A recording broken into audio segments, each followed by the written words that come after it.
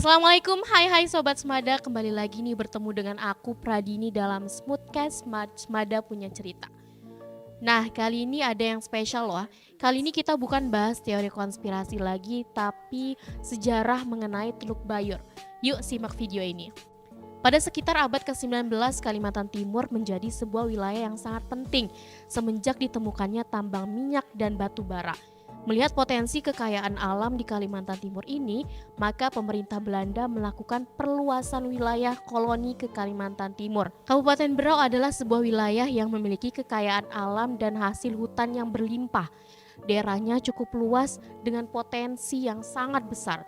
Wilayah yang strategis menjadikannya daya tarik investor untuk menanamkan modalnya di pertambangan, perkayuan, sarang burung, dan lain-lain, termasuk investor asing. Bahkan pada masa kolonial Belanda pun membuka perusahaan tambang di Berau, tepatnya di Kecamatan Teluk Bayur.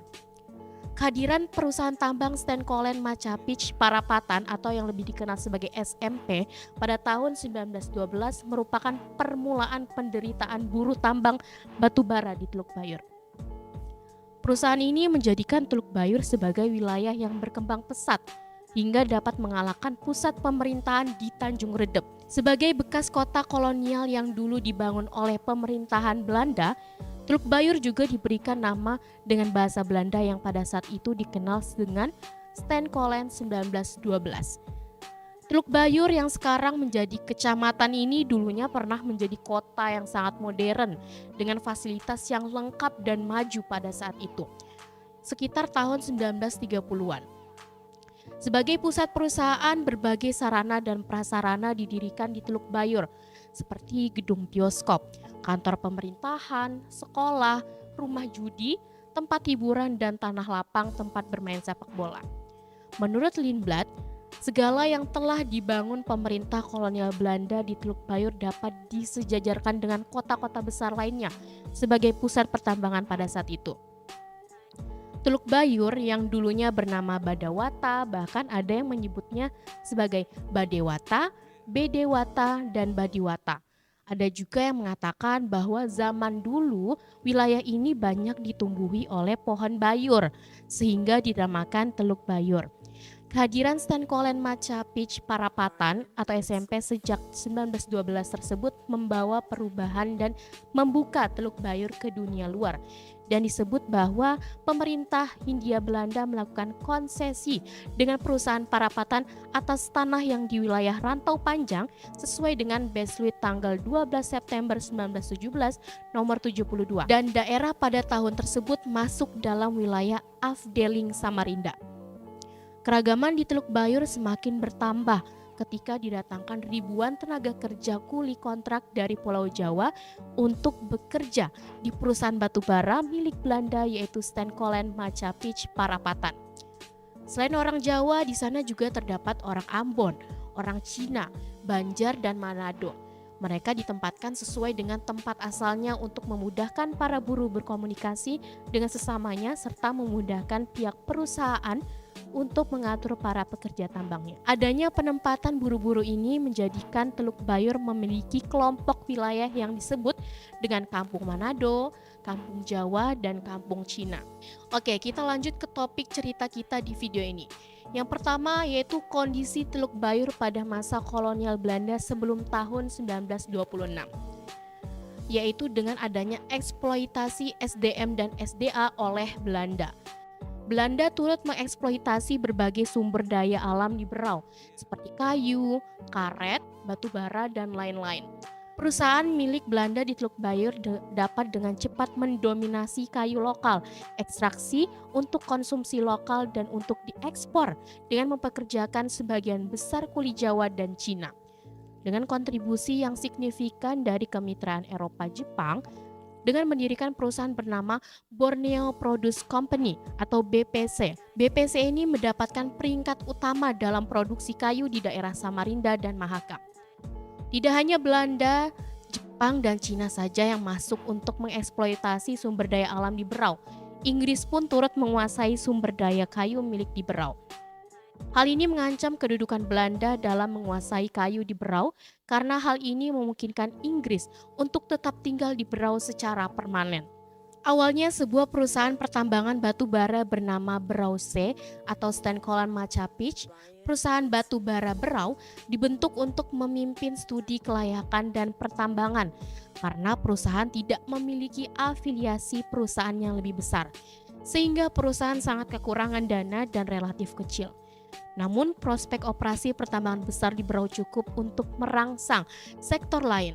Kawasan hutan di sekitar lokasi tambang yang diproyeksi di Rantau Panjang, sekitar 15 km barat daya Tanjung Redep, mulai berangsur-angsur menjadi dibuka untuk membuat ruang untuk perkebunan kelapa dan karet yang diharapkan akan diminati.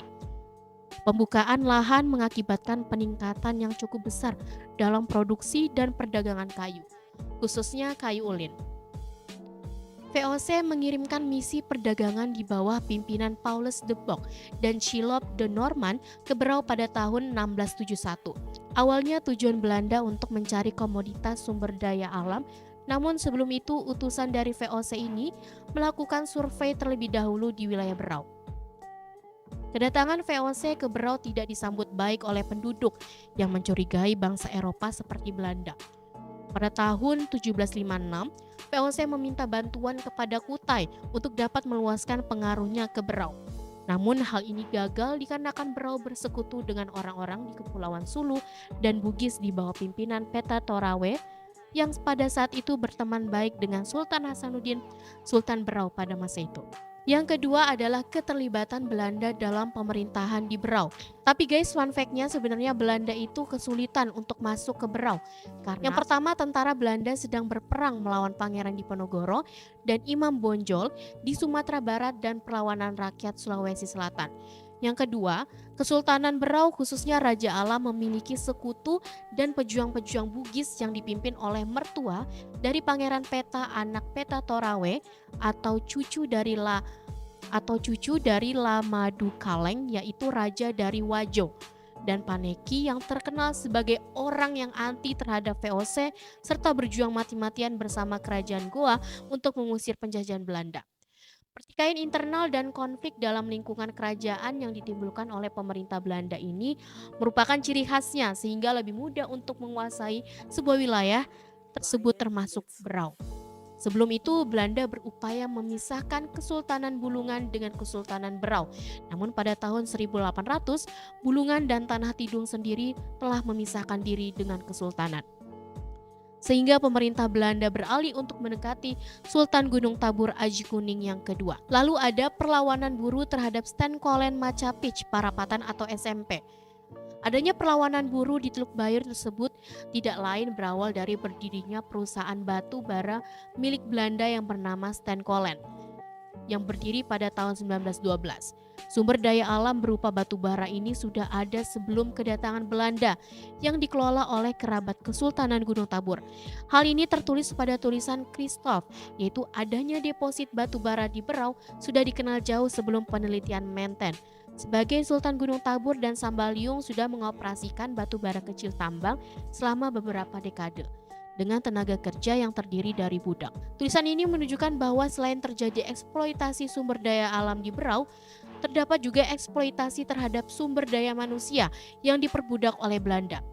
Ketika berdirinya perusahaan SMP, mereka mendatangkan ribuan buruh-buruh dari Pulau Jawa yang diperkerjakan secara kontrak sehingga sering disebut sebagai kuli kontrak.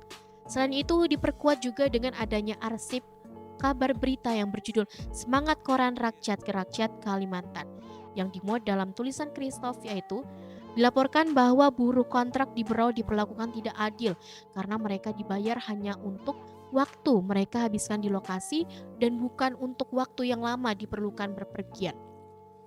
Perlakuan yang semena-mena yang dilakukan oleh Belanda mulai dari eksploitasi sumber daya alam hingga eksploitasi sumber daya manusia ini menyebabkan meluapnya amarah dari para buruh untuk menuntut haknya sehingga terjadi kerusuhan di Teluk Bayur pada tanggal 6-7 November 1926.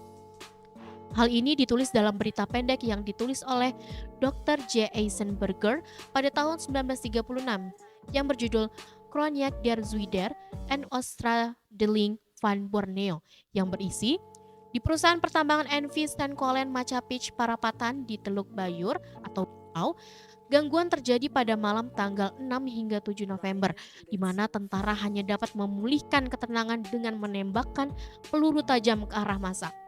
Kerusuhan ini tidak ada hubungannya dengan politik. Menurut kesaksian mata, pihak perusahaan tidak dapat mengendalikan keadaan dalam 2 malam tersebut, sehingga salah satu manajer perusahaan SMP meminta bantuan pemerintah Belanda untuk mendatangkan serdadu ke Teluk Bayur. Walaupun serdadu-serdadu Belanda itu mengancam akan menindak mereka dengan serangan senjata, tetapi buru-buru tersebut tetap melempari para serdadu dengan batu, sehingga meningkatkan amarah dari pihak serdadu sehingga dengan kejamnya tentara Belanda itu menembaki khalayak ramai dengan peluru tajam. Puluhan rakyat luka-luka dan tewas. Namun, semua korban itu diangkut oleh Belanda secara sembunyi-sembunyi dengan tidak diberitakan berapa jumlahnya. Wah, panjang juga pembahasan kita kali ini. Sebenarnya masih banyak lagi pertanyaan-pertanyaan mengenai sejarah di Teluk Bayur. Tapi kita akhiri sampai di sini aja ya. Oke guys, sampai jumpa di next video. Jangan lupa like, share, and comment ya. See you!